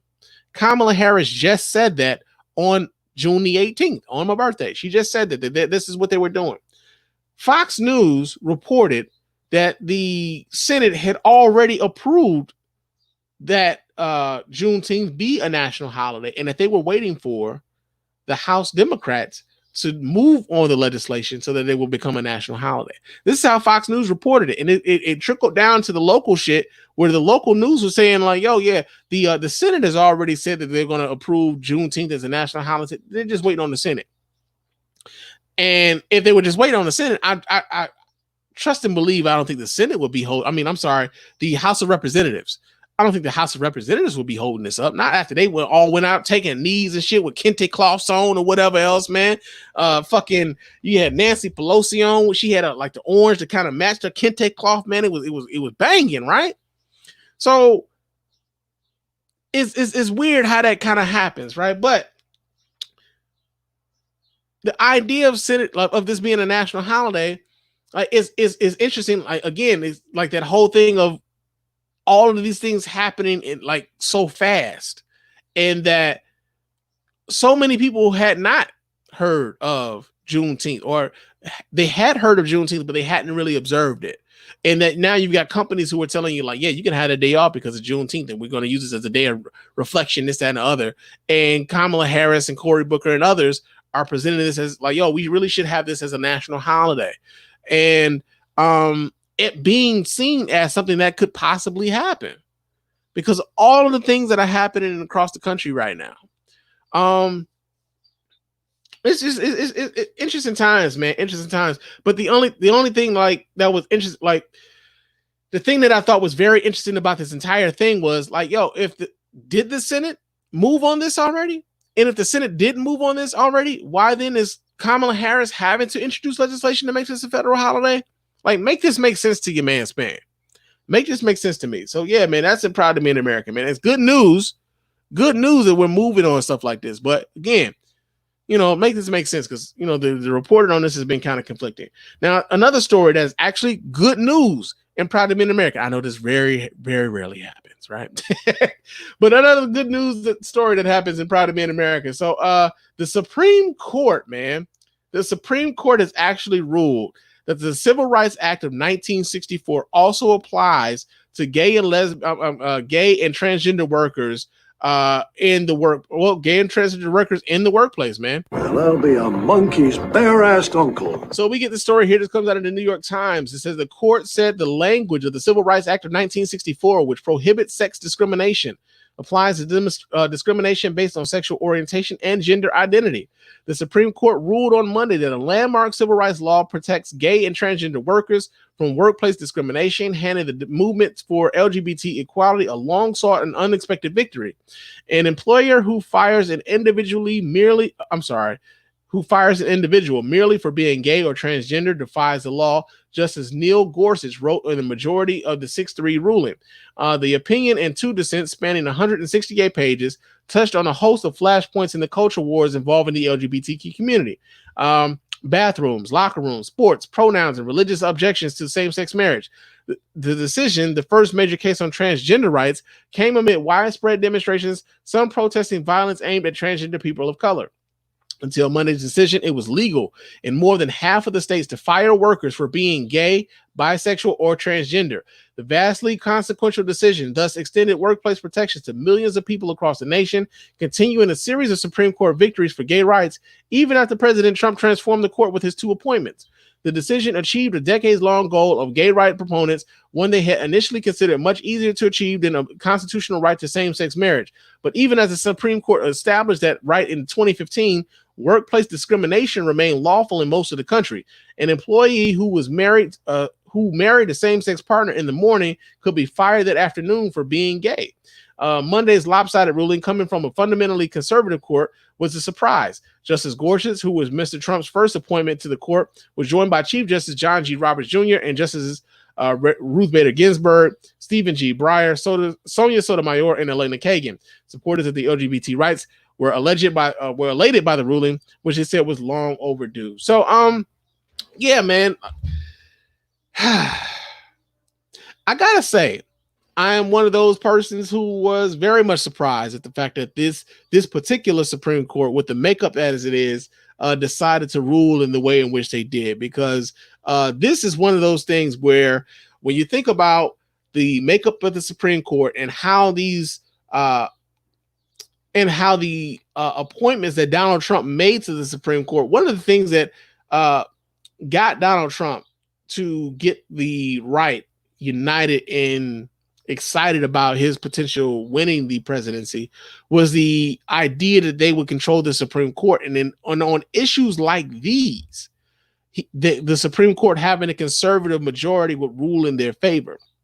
And to someone like myself and those of us on like a bit of the left spectrum, you looked at that as like an existential threat, because there were so many rights that were up for grabs, so to speak. So many things that the right were like you look at the abortion thing right now, where so many states have decided that they were going to challenge the ability of a woman's right to an abortion because they knew it would be going to a Supreme Court that had a conservative majority on it. You look at the reasoning why they were so excited about having a conservative court, and some of the rulings that have been coming out of their court as of late, like that ruling, not only was it the ruling about transgender and gay people not being able to be fired from their jobs based on their sexual orientation or their sexual identity, but the DACA ruling over the course of this last week, where they ruled that the Trump administration had no basis to undo DACA, which is an Obama administration program to help keep children who were brought here illegally, to give them some sort of standing here in the United States, as you know, as they move towards becoming a citizen. Let's see, Aunt Jemima, we got a lot of comments coming through here. Aunt Jemima might change to the Quaker Oats branding. Maybe. So long as the damn product tastes the same, I don't think people would care, right? I don't think people would care. And abortion should be a right for all. I don't think anybody should have anything to say about a woman's right to choose. Even the dude who's, may possibly have to like become a father on the I don't know why I'm drawing a blank right now. Even the dude who may become a father as a result of that decision, right? I don't think even he should have it. I don't think he should be able to tell a woman whether or not she should be able to have said baby or not. And then she also says, because some people might not be ready to have a kid. True indeed. But, that's like, it's interesting. Like when we start talking about the court, right? We start talking about the court. Interestingly enough, a lot of conservative people, when they talk about the court, when they talk about federal government, mostly it's about keeping the government out of your life. Get the government out of my life. I don't want the government around. I don't want the government telling me how to do this. I don't want the government involved in this decision, this, that, and the other. Unless, of course, it has anything to do with someone else's decision, with someone else's way in which they live their life. I don't believe that you should be able to be gay and be free in being gay. So no, it should be legal for me to fire you. It should be legal for me to not be able to serve you at a restaurant. It should be legal for me to not bake you a cake for your wedding and all this other shit. Like, it's interesting how that flips. And so the fact that this Supreme Court has decided on DACA in a positive way for the immigrants, it has decided in a positive way on the LGBTQ question as far as whether or not they are protected by the Civil Rights Act of 1964, is, to be honest, man, surprising, because I can tell you, I didn't see this coming.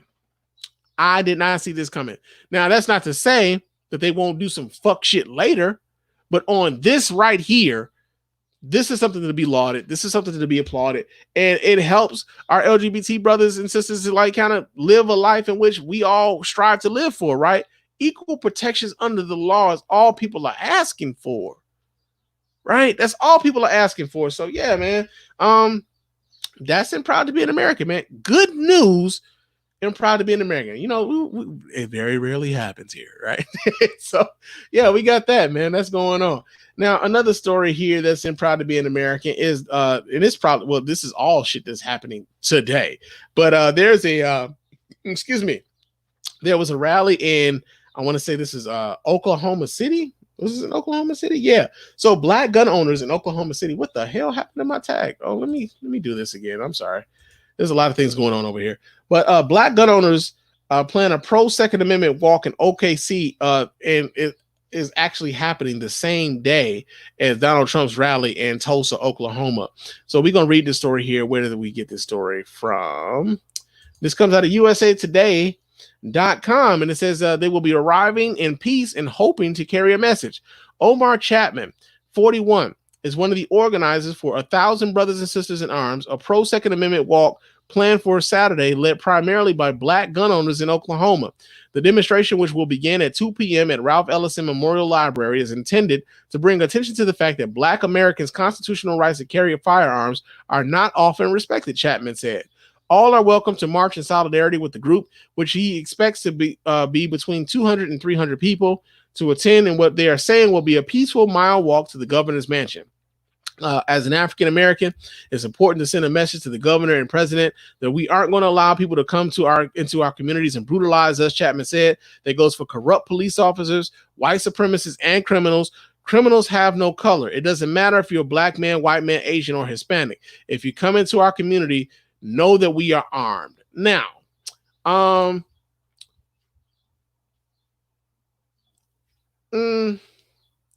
y'all know I'm a like Second Amendment proponent, right? Like I believe in our right to own firearms and bear arms, this, that, and the other. But the other part about it is I'm not necessarily the biggest fan of open carry. Just not. I believe it like just draws way too much attention to you. I believe that it screams, look at me, you know, I got a gun, this, that, and the other. Now I know this is a thing about expressing the fact that like when it comes to black gun ownership, those rights aren't necessarily respected in much the same way that those rights are extended to our white counterparts, so to speak, where you have white, protesters protesting against, the coronavirus, yelling in the faces of police officers. And then you have, black, people who are seen as somewhat of a criminal threat in many ways, man. Like I couldn't necessarily see myself just like, for the shits and giggles walking around with my AR-15 strapped to my back. Just really couldn't see it, man. I don't know if I really walk away from that experience with my life. You know what I'm saying? Real talk. But at the same time, I can applaud. I can appreciate the fact that they want to express this thought, right? He said, "Cuz I moved the floor." Yeah, I can appreciate the thought that folks want to express this right. Like, yo, we are black, we are Americans, and this is a right that should be extended to us as well. And the fact that they're holding this during the time where Donald Trump is having a rally in Oklahoma is very provocative. I know it's to, kind of bring attention to what's going on in the state and whatnot. And, they had to move that from, June 19th. They were actually talking about having that rally on Juneteenth, man. That was crazy. But, no, man, I got kind of mixed feelings about the whole thing of, like, yeah, we're going to have this walk and we're going to, we got our arms. I don't know why I have these mixed feelings. I just do, man. I kind of feel like our right to carry, our right to firearms, and the ways in which we express that right. I don't know why I feel like conflicted on this, but I do. And maybe it's just the open carry aspect of it, because again, like as much as I'm a Second Amendment proponent, I'm just like kind of fundamentally against the whole idea of like the open carry shit. I think it's kind of goofy. I just think it's kind of goofy. Like open carrying, I think is just stupid. Like, why does everyone need to know that you got a strap? Like, you know, I don't know, man. More power to y'all. More power to y'all. But also, I'm glad that this happened in Oklahoma City as opposed to Tulsa. And I think that's part of where some of my apprehension comes from. Because if this was happening in Tulsa, I believe this would the results of this would be catastrophically different. If they were having this event in Tulsa, Oklahoma, surrounded by Trump supporters who are there in Oklahoma, who are in Tulsa, Oklahoma, I think we would be talking about something that would be just, I don't know. I'm scared to think what could actually happen if that would have happened in Tulsa. So I'm glad that they're having it in Oklahoma City. But yeah, man. I mean, I get it. I get that y'all want to express that, like, yo, black gun owners should have their rights respected too. But it's just the whole idea of the open carry shit, man. Even white people, when y'all out here open carrying, I think you's a fucking idiot. Like, that's just how I am as a Second Amendment proponent. I'm not a real big fan of the whole idea of the whole open carry thing. Now we got people in the chat room that say it's going to lead to people, real motives, both sides. They want a race war. Well, whether they get a race war is something entirely different, right? You know, like a lot of people kind of want a race war. They try to bait race wars, but you know, I guess the only thing that I kind of look at this is like, yo, everybody ain't ready for that. Even the people even the people who have guns. There's a lot of black people who have guns who did not get their guns because they wanted to be involved in no goddamn race war. They were like, yo, man, I just want to keep my crib safe. You know what I'm saying? I enjoy shooting. I want to be able to go and shoot my gun and like have fun with it. It's a sport for me. Or I want to just kind of like, it's a stress relief. I go to the range, man, I relieve stress and I'm good after I leave. Or, you know, like, again, like the whole home defense shit. I got my gun for home defense. All of the other shit y'all talking about, I don't give a fuck about. I got my gun for when I'm out and about and I don't want no shit to happen to me. And I ain't got time to wait for the police to show the fuck up. Right? So, yeah, man. And just something about that open carry shit that I just don't really fuck with, man. But yo, man, that's in Proud to be an American. Now, y'all know, Kanye West has become a big fan of the dude who's currently occupying the White House right now. And truthfully speaking, I kind of feel like Donald Trump has really become a fan of Kanye West as well. Only because Donald Trump took his cue from Kanye. He had to have taken his cue from Kanye. Because this motherfucker went out there and said, I made Juneteenth famous. So we get the story here. This comes out of Axios.com. It says President Trump took credit for popularizing Juneteenth, the commemoration of the end of the slavery in the United States, in a wide-ranging interview with the Wall Street Journal Thursday, saying, I did something good. I made Juneteenth very famous. The president claimed that nobody had ever heard of the June 19th celebration before he planned a rally in Tulsa on that day. His campaign ultimately changed the date of the rally to June 20th after receiving pushback from African-American leaders around the country. 47 states recognize Juneteenth as a state holiday, but legislation to declare it a national holiday has repeatedly stalled in Congress, according to the Congressional Research Service. The Trump administration put out statements on Juneteenth during each of his first 3 years, according to the Wall Street Journal. Oh, really? We put out a statement? The Trump White House put out a statement. Hold up. Hold up.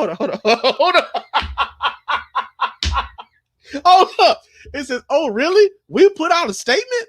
The Trump White House put out a statement? Trump said, when presented with that information, okay, good. Hold the fuck up. You shouldn't have been talking shit. Hold the fuck up. This motherfucker, while taking credit for making Juneteenth famous, did not know that his own administration was putting out statements on Juneteenth every year for his administration. Oh, man. That nigga said we did.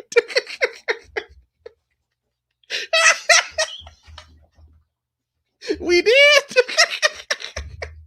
Oh, man. It said Trump told the Wall Street Journal he believes that there is probably some systemic racism in the United States, but he thinks it is very substantially less than it used to be. Trump said he opposed renaming military assets named after Confederate generals who fought during the Civil War because he believes the names were a way to help unite the North and the South after the war. Many military bases were named during a period that began in 1917 and stretched into the 1940s, more than 50 years after the end of the Civil War. Oh my God, man. This motherfucker said we did. Oh man. But yo, man, he said he made Juneteenth famous. And here's the thing, right? Here's the thing. To some degrees, he probably did. Now that depends on who you're talking to, though.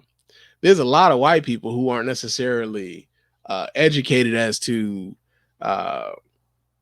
those sorts of things. Like, we've seen a lot of white people mad at the mere idea of the fact that Juneteenth will be considered a national holiday. I've seen it all over my timelines, man. YouTube, Facebook, Twitter. Like, you guys are, yeah. I mean, God damn it, you goddamn want every fucking thing, okay? You goddamn want every fucking thing. First, you got Black History Month. There's no White History Month, despite the fact that every other fucking month is pretty much White History Month. You got BET, Black Entertainment Television. Now, if we had a WET, which is, you guys would be out of your fucking minds. Like, despite the fact that just about every other fucking channel on television is mostly geared towards white folks. And then you got we gave you Martin Luther King Day. Like, why couldn't Martin Luther King Day be enough for you? You got to have a whole other holiday, a whole other fucking holiday for what? And why do you call it Juneteenth? Why don't you call it like June 19th or something? Like, why does it happen? Is Juneteenth really a date? Like, what does it even really mean? Like, the Emancipation Proclamation freed you guys anyway. Like, they haven't been properly educated as to what these things are. And you can tell. And they're very adamant about it. And the thing is, like, there's a lot of people who are all on social media just loud and wrong about a lot of shit. They just are. This kind of way that things move. Like, people like to be loud and wrong about a lot. But the idea that Donald Trump made Juneteenth famous to a certain segment of the population, he very well probably did. Real talk. To a certain segment of the population. Now, Black folks have probably, by and large, been aware of Juneteenth, but understood that, like, is only really celebrated in certain segments of the country. Kind of like how Sweetest Day is only, like, celebrated, like, in the Midwest. Like, you go down south, don't nobody know nothing about no motherfucking Sweetest Day. It's like Michigan, Illinois, Ohio, maybe Pennsylvania, some shit like that. Like, don't nobody celebrate that shit like that. But but that's the thing. Like, it was probably like a regional thing when it came to Juneteenth. And now, because more states are recognizing it as a state holiday, even though, like, you don't necessarily get the day off. Like, most people, truthfully speaking, let's just keep it a buck. Most people don't necessarily recognize a holiday unless they get the day off for it. That just is what it is, especially here in America. Unless you get the day off for that holiday, you ain't really fucking with that holiday.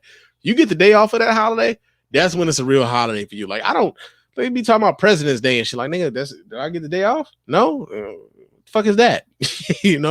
And so that's generally how that tends to work. But yeah, man, he been hanging around Kanye too long, talking about I made that bitch famous, man. He talking about Juneteenth, talking about I made it famous. Like, nah, man, you made it famous for all the wrong reasons, right?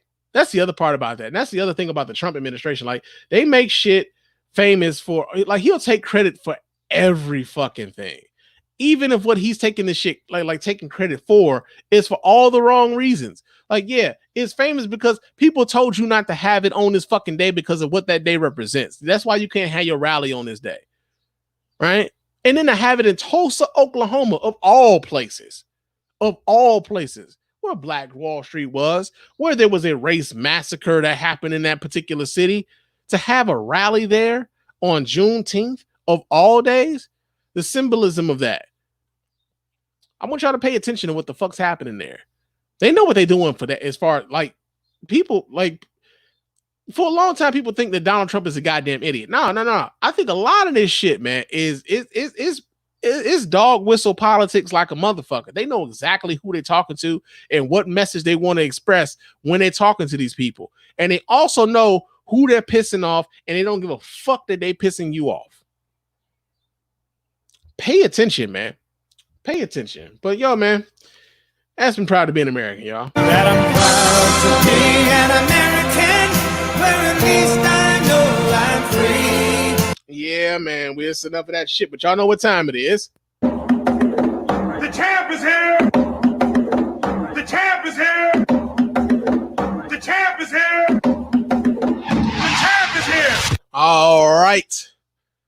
It's Champ of the Week time here at the Spann Report Podcast, man. And our Champ of the Week this week here is blackness, yo. Blackness has been asserting itself well, man. I'm telling y'all look good out there. For real, man. Y'all look good, man. I've seen people, man, like in y'all Juneteenth shirts, man. People out here celebrating with fireworks and whatnot, man. People out here, learning more about their history. You got people out here being unapologetically black, man. You got people out here keeping up sustained pressure on these companies, keeping up sustained pressure on these city councils, keeping up sustained pressure on these elected officials, man. Real talk, it's been beautiful, man. The high visibility of the people who are demanding change constantly, all over the place, all over the map. Just making sure that you know, like, your demands are going to be heard in a high visibility way, man. Real talk, that's been beautiful. Unapologetic in our pride, man. Just being proud of who we are as black people, man. Not giving a fuck what white people thinking about a lot of this shit that's going on with us. Like, real talk, man. I'm one of those people, like, when I feel like this, man, when you divorce yourself of, like, caring so much about how white people think about your blackness, man. It's such a freeing thing, man. It's so freeing, man. Just like to be unapologetically yourself and be proud of yourself and have knowledge of self. It's beautiful, man. It's beautiful. But not only that, just being like fearless in your messaging. Because as we talk about all of the things that are happening, like the Confederate flag coming down at NASCAR, Aunt Jemima and Uncle Ben and the dude from the Cream of Wheat thing coming down. Like, you got Hulu out here, like, putting out Black Lives Matter playlist and shit. Netflix is letting you know that we got a whole bunch of movies with black people that's leading into this shit. Like, you got cops coming off of TV and shit. And all of these companies giving you Juneteenth off. Like that. It just happened within the course of the week. Like, you looked up and boom, just about everybody was having Juneteenth off or Juneteenth Reflection Day, like have a half day off or whatever the fuck was going on, man. Like, being fearless in the messaging and being prideful in who you are, being proud of your people, being proud of the history, being proud of where you came from and what you represent and whose shoulders you stand on top of as you lead, as we go into another 10 years, another 20 years, another 30 years, man. Blackness has been on display this week, and I couldn't be more proud. Couldn't be more proud of my people. Real talk, man. Couldn't be more proud, man. And it's been a beautiful thing to watch. Real talk. But yo, man, blackness has been the champ of the week this week here at the Spann Report Podcast, man. Real talk. But I've been running my mouth for a nice little minute here. And it's time for me to get on up out of here. But of course, before we do, I got to remind you guys over here at the Spann Report Podcast, let your voice be heard. Then you can go ahead and hit us up at our hotline at area code 313-288-0485. That's area code 313-288-0485. Leave us those voicemail messages. Of course, those messages will get read here and played here and reply to here live on the show, man. So go ahead and leave us those voicemails at area code 313-288-0485. You can also email us here at the show at feedback@thespannreport.com. That's feedback@thespannreport.com. Leave us those emails, and of course, those emails will get read here and replied to here live as well. Follow me on Twitter and Instagram. My name on both of those platforms is Mr._Spann. So go ahead and follow me there. Chop it up with your man Spann throughout the week. You can also hit up our website at www.thespannreport.com. Go there, watch replays of the show, vote in the polls when we decide to put those polls up. You can go there, leave comments on the show. You can donate to the show as often as you like, as much as you like. And of course, we really do appreciate every dime over here at the Spann Report Podcast Network, man. Real talk. And you can also hit us up with a 5-star review on iTunes and or Stitcher Radio. Those 5-star reviews are the ones that get read here live on the show. We really appreciate everybody who goes about the business of doing that. Doesn't cost you a dime, just a couple minutes of your time to let everybody know why you're rocking with us over here at the Spann Report Podcast Network. And also, if you're listening on Crowdcast, man, leave us those comments on Crowdcast, because those Crowdcast comments will also get replied to right here live on the show, man. Real talk. We appreciate everybody who does that as well. Yo, man, real talk.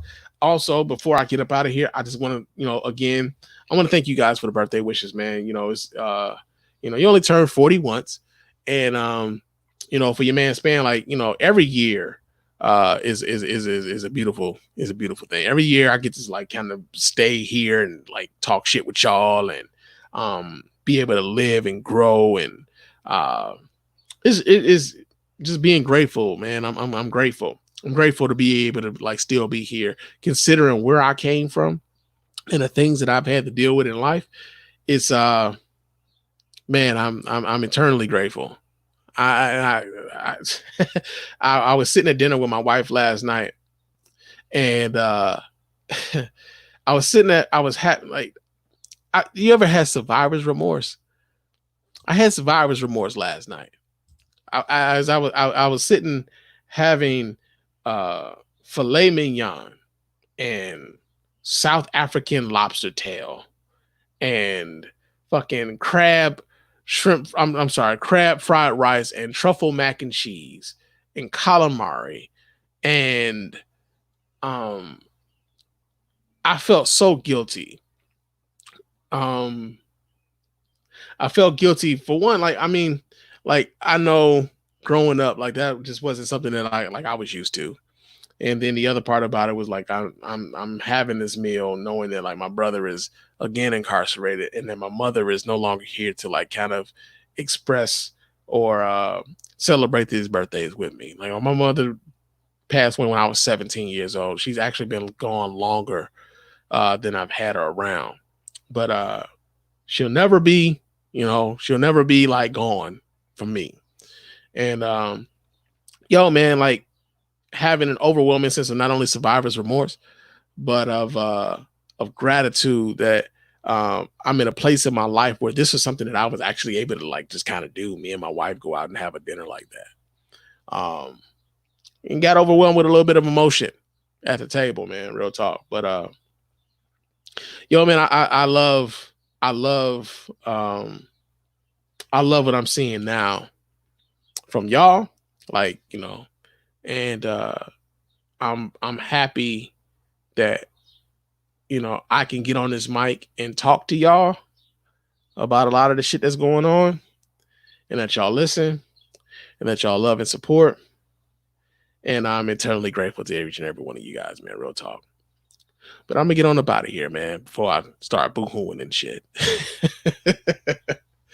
For real. But thank you. This has been episode number 300, man. Thank you. And hopefully we can get at least 300 more, man. But thank you for everybody who's been supportive of the Spann Report podcast up to this point. Thank you for everybody who's been supportive of the Spann Report podcast at any point, because had it not been for you guys, man, the listeners of the show, I would really have no reason to continue to do this, man. But y'all listen and y'all support, and y'all, I've had timely messages from folks to tell me like, yo, man, Spann, keep going, man. Or when I haven't put out a show like, yo, Spann, man, I don't know what you're doing, man, but you need to get back on the mic, man. Oh, I want to hear what you think about on this and this, that, and the other. And I appreciate y'all. I do know that. And so, yeah, man, let me get it out of here. I will talk to you guys again soon. But until next time, fam. Peace.